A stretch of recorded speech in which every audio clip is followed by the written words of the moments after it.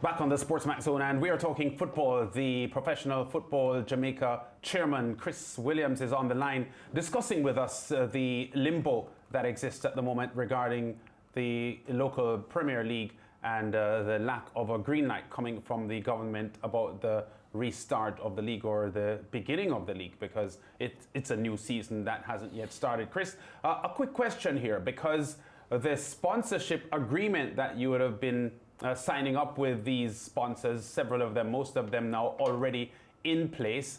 Is there an issue regarding the length of the league? Because I guess if you get into an agreement about the tournament sponsorship or the league championship sponsorship, there would have to be a consideration of how many games and how long the league would be played. As it is now, we could end up with a condensed league. Is that something that would affect the numbers?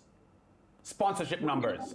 It would. What is the key for the sponsors is the number of games broadcasted, because there are no fans. So the key benefit to them is broadcast coverage.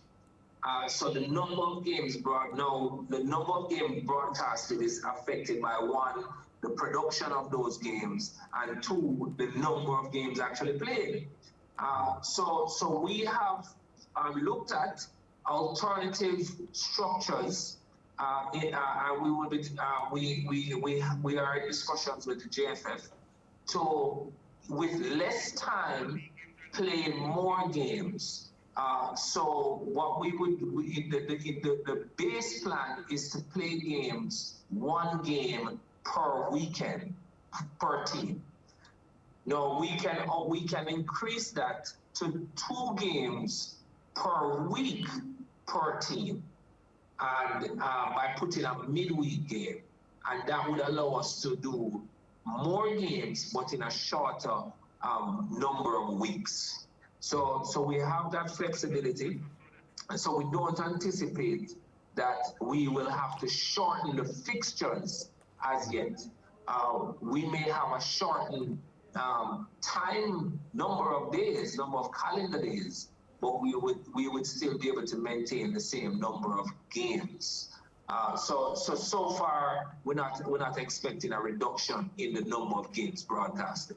Yeah, for the football fans and the stakeholders overall, though, Chris, has there been a sort of a toning down of the adrenaline rush? Because your major announcements came last year when there was a possibility of a December restart. Then it was, shifted to a possible January restart, which will now not happen. Has the delay sort of taken away a little bit of the sort of flourish that was felt in the football fraternity on your original announcement?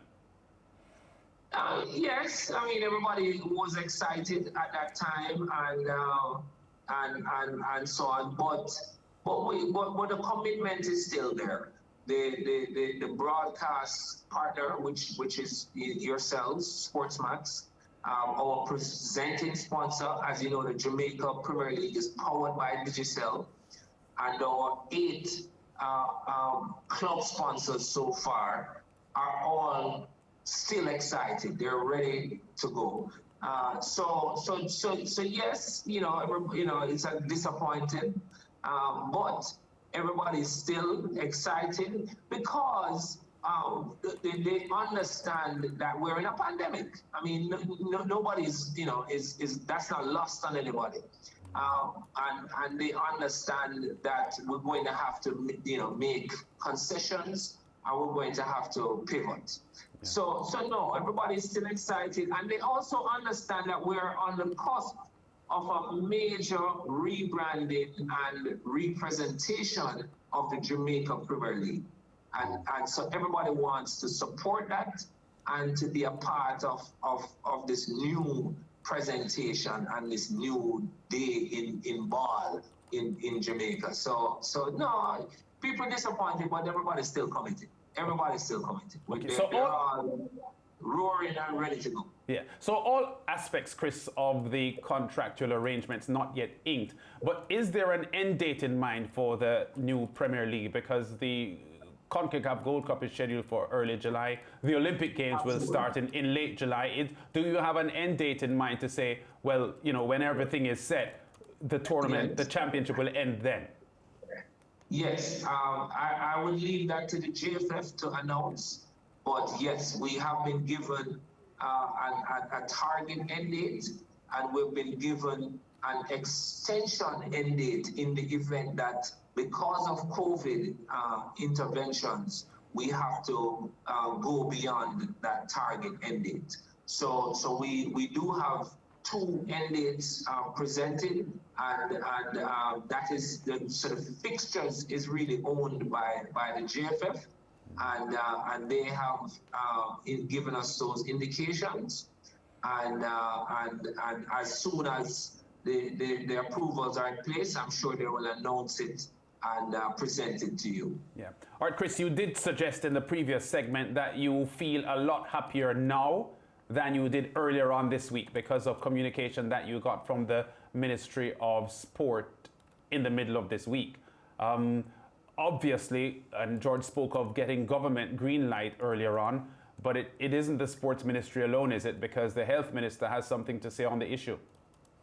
The Health Minister has also indicated to me that he is supportive of the direction that we're going, and of sport restarting. He is very supportive of that. He understands the role that sport plays, not just for the players themselves, but also for the spectators in terms of mental health and just kind of passing the time as we are we have this curfew and these quarantine periods. So he has given me the indication that he is supporting the review of the protocols and the guidance of the protocols. So I'm happy. He has given me positive indications. It is, of course, the decision of the Ministry of Sport. That is who makes the final decision on the restart under the guidance of the Ministry of Health. So we are waiting patiently on the Ministry of Sport to do their final checks and balances, and to come back to us with their recommendation, whether it is a restart or not. Yeah. But we know that they are reviewing it aggressively. We've gotten good feedback, and as you can see from the announcement on Wednesday, they are indicating to Jamaica on a whole that they are reviewing it, and they are focused on getting sport back. Yeah, the football fans in the country need to digest all of this, Chris, because they are aware that football is being played at the moment in several other CARICOM nations. Obviously, the COVID-19 situation in the respective territories vary from country to country. And I suspect that the spike that we had over the Christmas period coming into January probably stalled the resumption of sport. Maybe if there wasn't that spike, a January restart could probably have happened. I think so, and that's fair. That's fair. At the end of the day, we understand that health comes first, and we don't want to lose any more lives. So that's fair. But I will go on to say that we feel very confident that football is the ultimate social distance sport. There are no spectators. And we expect no more than 100 people in the entire stadium during the playing of the games. And of those 100 people, we would have 23 without masks at any point in time, which are the 22 players and the referee. Even the linesmen would be wearing masks.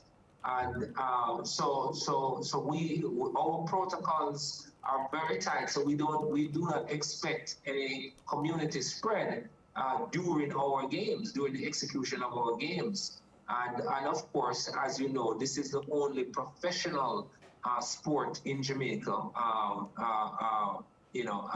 and team sport in Jamaica, and we want to get these players back to earning. And we have for the first time gotten significant sponsorship and put us in a position to pay the players. And so we want to get the money into their pockets.